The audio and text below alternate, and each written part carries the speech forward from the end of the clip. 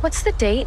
April 16th. What year? Honey, it's 2003. So, Screen Rant called TimeCut Netflix's poor excuse for a slasher and gave it a 3 out of 10 rating. But I have to say, I think they are way off. Today we're diving into TimeCut, Netflix's latest addition to the more lower budget side of the horror scene. And right off the bat, let me tell you, this movie shouts concept horror, not slasher. What TimeCut does is it bridges those fun, time-bending vibes from the 90s with movies like Bill and Ted's Excellent Adventure or Back to the Future, and adds a dark twist inspired by classic horror, like I Know What You Did Last Summer or Scream.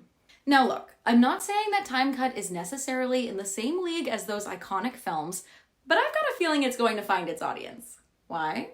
Because it's smart, engaging, and yeah, it's a 12+ rating, so it's clearly targeted at a younger crowd. Perfect for entry-level horror fans. And let's be real, TimeCut feels like a good fit for Netflix. The platform is exploring more modestly budget content, and I respect their bravery here. And introducing us to young and up-and-coming director like Hannah McPherson, yes please. Sure, her style might have more of like a TV approach, but she's not trying to be Coralie Farjah, who made The Substance, and she doesn't need to.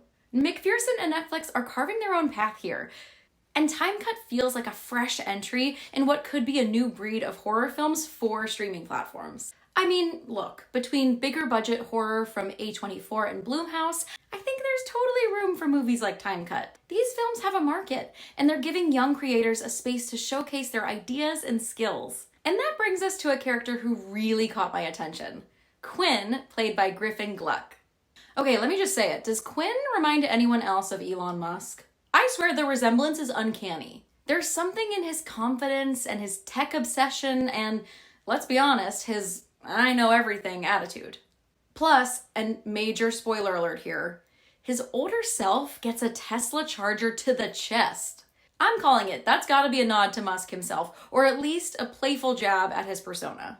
And for a more progressive platform like Netflix, it also feels like kind of a cheeky reference to the real Musk, you know, a self-made billionaire, controversial figure, and now, very clearly, a really loud Trump supporter. And it adds a layer of depth that I think Netflix knew would get a reaction. So is TimeCut going to revolutionize horror? Probably not, but it doesn't need to. What it's doing is carving out a space in the streaming world. And that's something we can't overlook. Whether you love it or hate it, TimeCut is trying something new, and I'm here for it. I don't remember that movie ending in the destruction of the space-time continuum.